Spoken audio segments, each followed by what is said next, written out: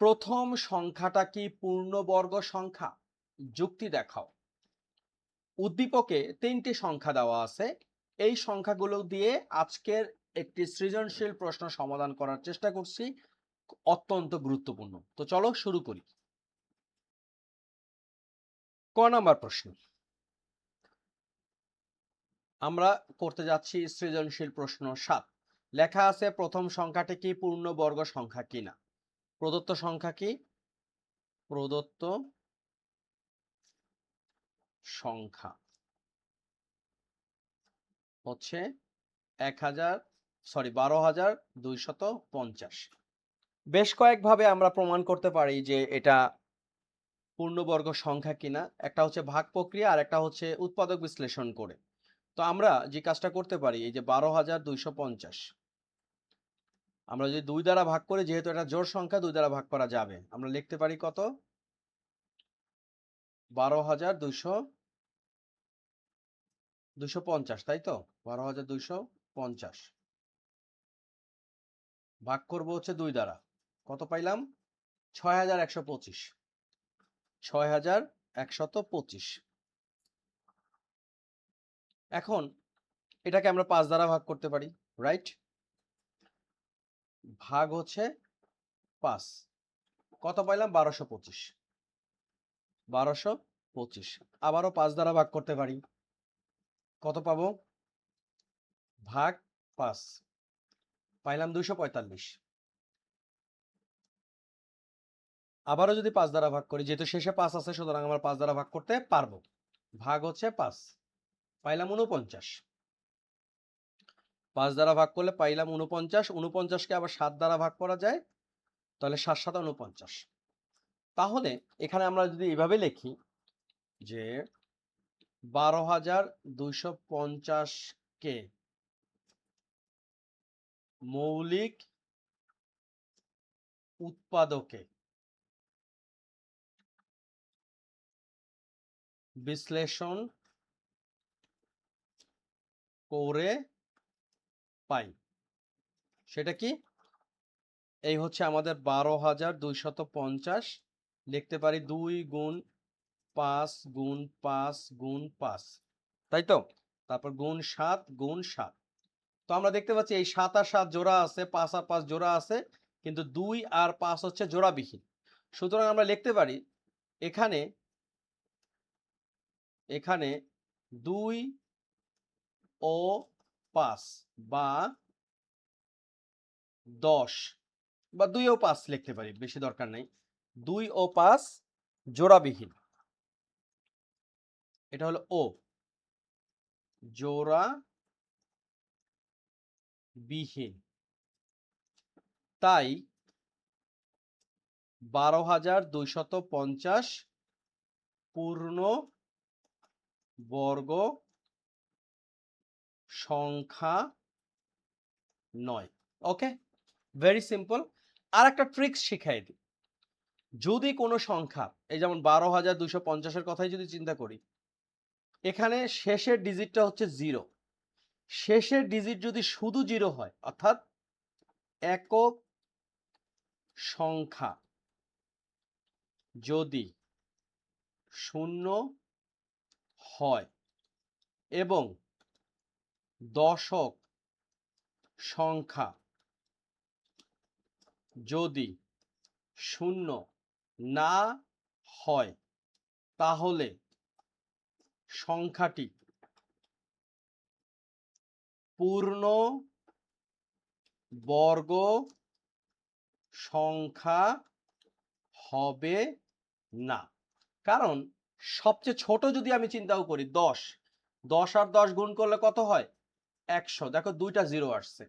আবার ধরো 20 গুণ 20 কত হয়? 400। শেষে কয়টা আসছে? 2টা শূন্য আসছে। কিন্তু শুধু একটা শূন্য থাকলে এই সংখ্যাটা পূর্ণবর্গ সংখ্যা হবে না। ওকে, ভেরি সিম্পল। তো প্রথম প্রশ্নের উত্তর ডান। প্রশ্ন নাম্বার 2 বা খ, কি লেখা আছে? উৎপাদকের সাহায্যে দ্বিতীয় সংখ্যাটির বর্গমূল নির্ণয় করো। তাহলে উৎপাদক বলতে কোন উৎপাদক? এই যে একটু আগে যেটা করলাম, 2 2 2 এরকম করে ভাগ করছি সেরকম। তাহলে আমরা লিখতে পারি প্রদত্ত দ্বিতীয় সংখ্যা সেটা কত? 3136। তাহলে আমরা 2 দ্বারা ভাগ করি প্রথমে, যেহেতু জোড় সংখ্যা। 3136 2 দ্বারা ভাগ করলে কত হয়? এটা একটু এদিকে চাপিয়ে দিই। ওকে, 2 দ্বারা ভাগ করলে আসতেছে কত? যেহেতু ক্যালকুলেটরের সহযোগিতা আছে, 3136 ভাগ হলো 2 আসতেছে 1568। 1568কে যদি 2 দ্বারা ভাগ করি 784। তাহলে লিখি 1568, তারপর 2 দ্বারা ভাগ করলে 784। আবার একটু দেখি, 784। ওকে, আবারও 2 দ্বারা ভাগ যায়, তাহলে এখানে আসতেছে কত? ভাগ 2, অর্থাৎ 392। 392। আবার যদি 2 দ্বারা ভাগ করি কত আসবে? ভাগ 2, অর্থাৎ 196। 196। আবার 2 দ্বারা যদি ভাগ করি কত আসবে? 2 দ্বারা ভাগ করলে 98। 98। 98কে 2 দ্বারা ভাগ করলে 49। 49কে কি দ্বারা ভাগ করতে পারি? 7 দ্বারা। 7 7 49। ওকে, এখন আমরা লিখি যে 3136 কে মৌলিক গুণনীয়কে বিশ্লেষণ করে পাই। বিশ্লেষণ করে পাই। কি পাই? 3136 সমান হচ্ছে 1 2 3 4 5 6, অর্থাৎ 2 গুণ 2 গুণ 2 গুণ 2, একটা দুটা তিনটা চারটা পাঁচটা ছয়টা, চারটা পাঁচটা ছয়টা, গুণ 7 গুণ। এখন আমরা যদি লক্ষ্য করি, এই 2 আর 2 জোড়া, এই 2 আর 2 জোড়া, এই 2 আর 2 জোড়া, এই 2 আর 2 জোড়া।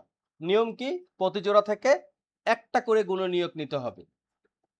প্রতি জোড়া হতে কি একটি করে গুণনীয়ক নিয়ে পাই। তাহলে কি আসবে?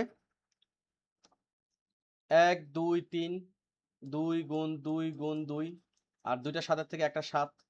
তাহলে কত আসতেছে হিসাব করলে? 2 দোকানে 4, 4 দোকানে 8, 7 8 56, তাই তো? সুতরাং আমরা যদি বর্গমূল করি 3136 কি আসবে? 56 হয়ে গেল আমাদের মূল অঙ্ক। গ নাম্বার, এটা সবচেয়ে গুরুত্বপূর্ণ। তৃতীয় সংখ্যাটির সাথে কত যোগ করলে যোগফল পূর্ণবর্গ সংখ্যা হবে? অনেকগুলো অঙ্ক করছে এই ধরনের, তারপরে অনেকে ভুল করে। তৃতীয় সংখ্যাটি কত? প্রদত্ত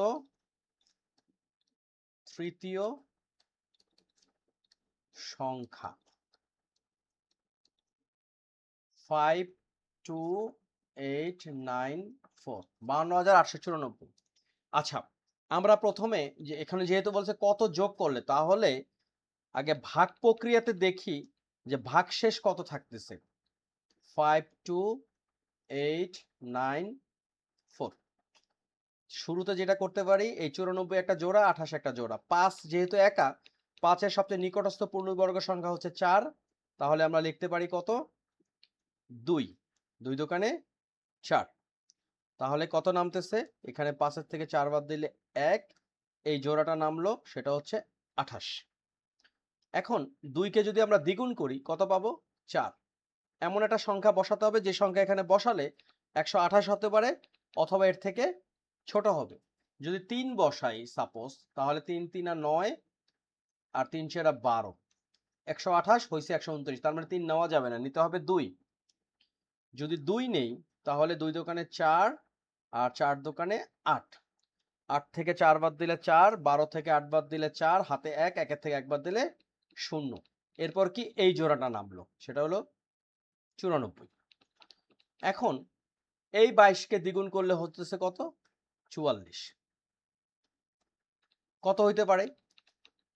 এখানে আমরা নিতে পারি হচ্ছে সাপোজ যদি 9 নেই, আমরা একটু টেস্ট করে দেখি। 9 যদি নেই তাহলে কত আসতেছে? 449 টাইমস 9 আসতেছে 4041। এটাই হবে। যদি 9 নেই 4041 বিয়োগ করলে কত আসতেছে? 4 থেকে 1 বাদ দিলে 3, 9 থেকে 4 বাদ দিলে হচ্ছে 5, হাতে নাই, 4 থেকে 0 বাদ দিলে 4, এই পর্যন্ত থাকতেছে। এখানে আমাদের ভাগশেষ থাকতেছে 453। এখন হচ্ছে আমাদের আসল কাজ, যেহেতু ভাগশেষ থাকতেছে তার মানে এটা পূর্ণবর্গ সংখ্যা না। আমরা কিছু লাইন লিখতে হবে, কমন লাইন। আমি একটু লাইনটা কপি পেস্ট করতেছি। এবার বিষয়টা আমরা খুব ভালোভাবে লক্ষ্য করি। প্রথমেই বলছি যেহেতু সংখ্যাটার শেষে ভাগশেষ আছে তার মানে এটা একটা পূর্ণবর্গ সংখ্যা না। যেহেতু সংখ্যাটির বর্গমূল নির্ণয় করার সময় ভাগশেষ 453 আছে, কাজেই প্রদত্ত সংখ্যাটি পূর্ণবর্গ সংখ্যা নয়। 52,894 সাথে কোনো একটি ক্ষুদ্রতম সংখ্যা যোগ করলে যোগফল পূর্ণবর্গ সংখ্যা হবে, তাই না? এর সাথে যদি কিছু একটা যোগ করি পূর্ণবর্গ হবে, তখন নিকটস্থ পূর্ণবর্গ সংখ্যা কত হবে? 229 হয়েছে, তার মানে 1 যোগ করলে 230 হবে। এখন 230কে যদি বর্গ করি, অর্থাৎ 230 গুণ 230 আমরা পাবো 52,900। এখন এই 52,900 থেকে যদি আমরা 52,894 বিয়োগ করি, অর্থাৎ হবে 6। এই সংখ্যার সাথে অর্থাৎ 6 যোগ করলেই, এখানে কি বলছে? তৃতীয় সংখ্যাটির সাথে কত যোগ করলে যোগফল একটি পূর্ণবর্গ সংখ্যা হবে? আমরা যদি 6 যোগ করি তাহলে সংখ্যাটি একটা পূর্ণবর্গ সংখ্যা হবে। এই ছিল আজকের সৃজনশীল প্রশ্ন। সৃজনশীল কয় নাম্বার? 7 নাম্বার। 7 নাম্বার শেষ। আমরা ধাপে ধাপে কিন্তু সিলেবাসের অঙ্কগুলো শেষ করছি, অনুশীলনীও শেষ করার চেষ্টা করতেছি এবং আমাদের প্রস্তুতি হিসাবে বিভিন্ন ধরনের সৃজনশীল প্রশ্ন সমাধান করার চেষ্টা করতেছি, হাতে কলমে চেষ্টা করতেছি। কোনো ভুল ভ্রান্তি থাকলে প্লিজ কমেন্ট সেকশনে জানাবে, অথবা কারো যদি কোনো প্রশ্ন থাকে ছবি তুলে কিন্তু পেজের ইনবক্সে দিতে পারো। এটা তো দুই জায়গায় প্রচার হচ্ছে, একটা হচ্ছে ইউটিউব চ্যানেল আর একটা হচ্ছে ফেসবুক পেজে, তাই তো? তো যাই হোক, তোমরা সবাই ভালো থাকো, সুস্থ থাকো, চ্যানেলটি সাবস্ক্রাইব করবে, পেজটি ফলো করতে পারো, আর কি, অবশ্যই প্র্যাকটিস করবে। ধন্যবাদ।